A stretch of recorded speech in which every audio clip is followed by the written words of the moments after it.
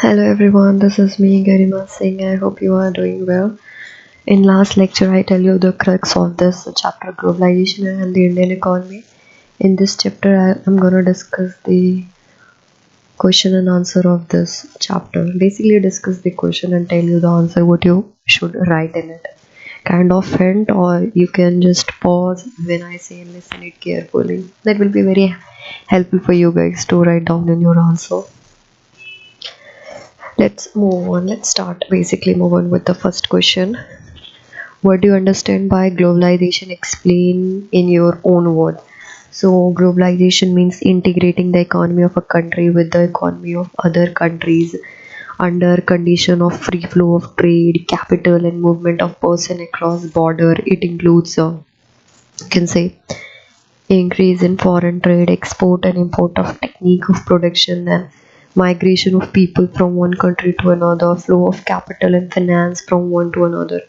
So migration, flow of capital, export and import between one country with the other, and these three things eventually lead to increase in foreign trade. Then second question is, what was the reason for putting barrier to foreign trade and foreign investment by the Indian government?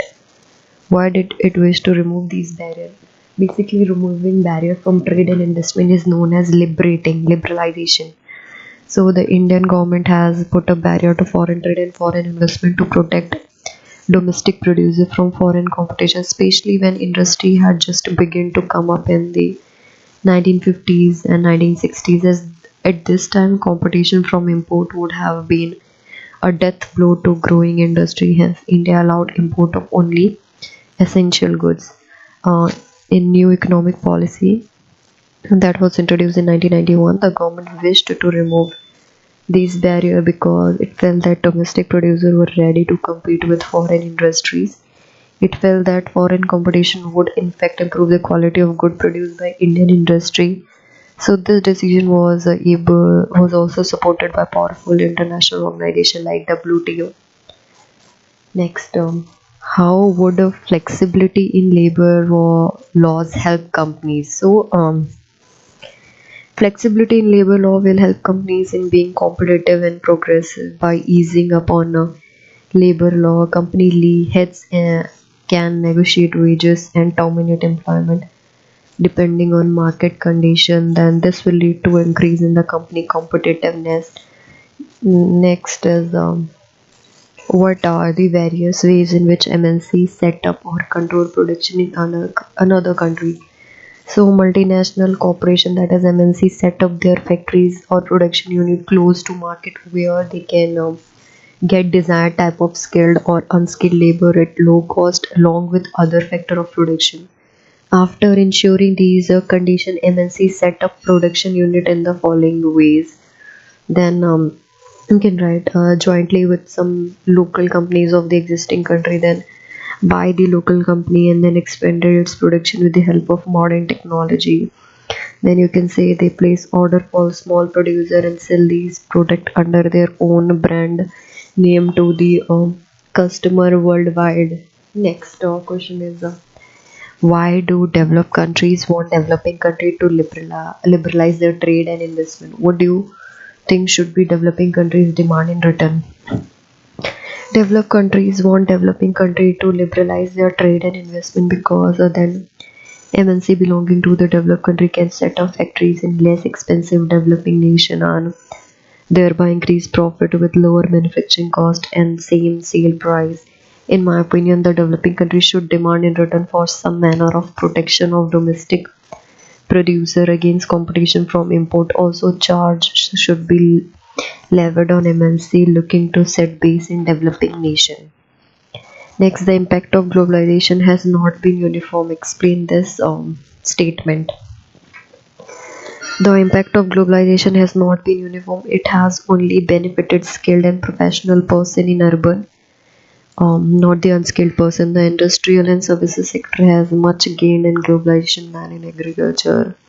It has benefited MNC on domestic producer and the industrial working class. Then small producer of goods such as batteries, capacitors, plastic, toy, tires, dairy products, and vegetable oil have been hit hard by competition from cheaper imports. Next is how has liberalization of trade and investment policy helped the globalization process? So, liberalization of trade and investment policy has helped the globalization process by making foreign trade and investment easier. Earlier, several developing countries had placed barrier and restriction on import and investment from abroad to protect domestic production. However, to improve the quality of domestic goods, these countries have removed the barriers. Thus, liberalization has led to further spread of globalization because now businesses are allowed to make their own decision on import and export. This has led to a deeper integration of national economies into one conglomerate whole. Next is about just listen, pause, just do in a continuous way to get the answer of question. You can listen to me thoroughly without skipping. Then, what?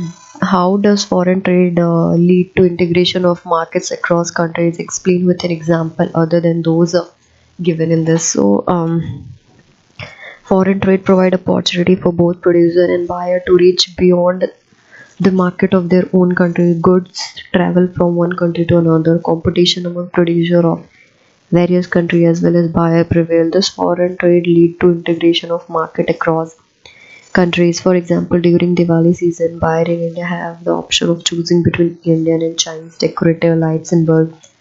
So this provide an opportunity to expand the business. Next is globalization will continue in future. Can you imagine what the world would be like 20 years from now? So in this one, you can write that after 20-year world would undergo positive change which will possess the following features like healthy competition, improved productive efficiency, better living standard, increased volume of output, greater availability of information and modern technology, income and employment, as well as there are favorable factor of globalization like availability of human resource both quantity wise and quality wise, then growing entrepreneurship, growing domestic market, broad resources and industrial base for major countries. Next is supposing you find out two people arguing. One is saying globalization has hurt our country's development. The other is telling globalization is helping India develop. How would you respond to these arguments? Mm, I think I have. No, I have not discussed it in this one. So, benefit of globalization of India, you can write increase in the volume of trade in goods and services, increase volume of output, income and employment, inflow of private foreign capital, and export orientation of the economy that you can write in benefit of globalization in India. Then a negative impact of, or you can say disadvantage of fear of globalization, you can write it may not help in achieving sustainable growth. It may lead to widening of income inequalities among various countries, as well as it may lead to aggravation of income inequalities within the country. So, whatever may be the fear of globalization, I feel that it has now become a process which catching the fancy of more and more nations. Hence, we must become ready to accept globalization with grace and also maximize economic gains from the world market. Next is about fill in the blanks. Indian buyer have a greater choice of good than they did 2 decades back. This is closely associated with the process of globalization. So here you can write fill this blank with this word globalization. Now read closely associated with the process of globalization. Markets in India are selling goods produced in many other countries. This means there is increasing what? Increasing trade.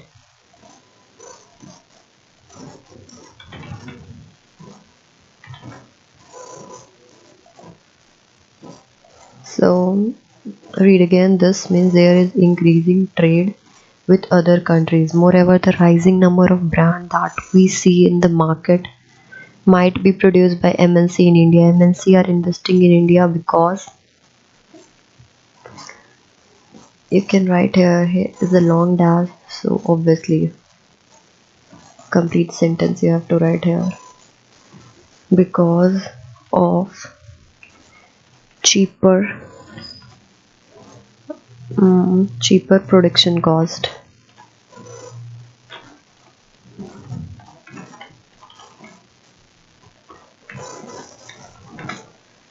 So MNC are investing in India because of cheaper production cost. Next, while consumers have more choices in the market, the effect of rising demand.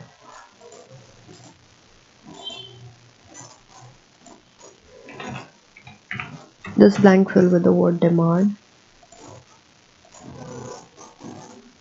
and purchasing power has meant greater competition. So this blank filled with the word purchasing power.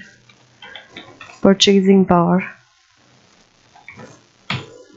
Purchasing power. Then has been greater competition.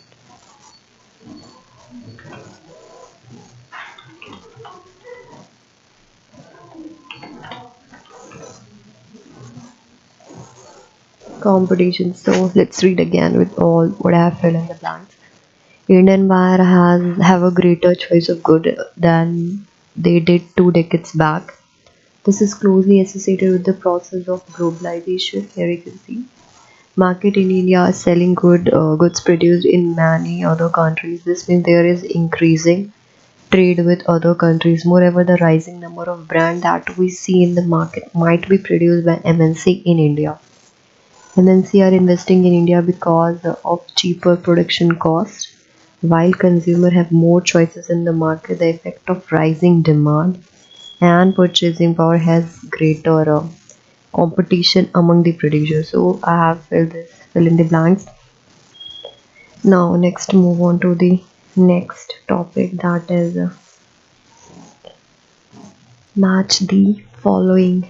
So MNC buy at cheap rate from small scale producer. What here? Write B.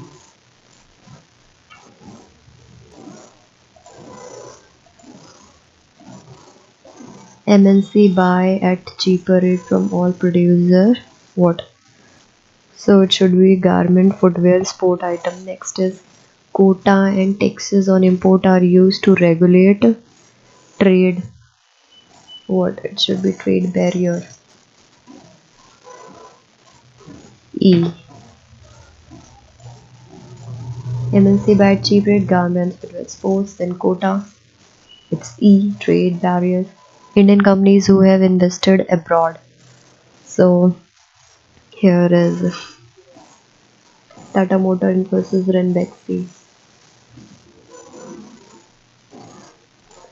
D.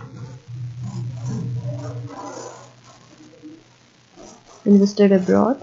Tata Motors, Infosys, Renbexy. Then IT has helped in spreading of production services through call centers. So you are right. C. Next is several MNCs have invested in setting up factories in India for production, that is automobiles. Obviously the left one. All that should be automobiles. We have done with fill in the blanks. Match the following. Let's move on to the most appropriate answer. So choose the correct option. The past 2 decades of globalization has been rapid. I thought it's rapid movements in goods, services, investment between countries. Next, the most common route for investment by MNC in country around the world is to buy existing local companies. Then globalization has led to improvement in living conditions of all the people in the none of the above.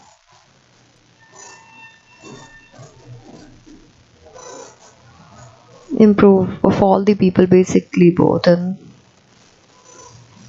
that you should say none of the above or all of the. It's depend. I think it should be none of the above. How far I think, so it should be none of the above. I'm done with the solution of this chapter. In next lecture, I'll discuss the crux of chapter 5th of class 10th. You can go on repeat mode, just listen, pause, write it down if you want to. That's for today. Thank you.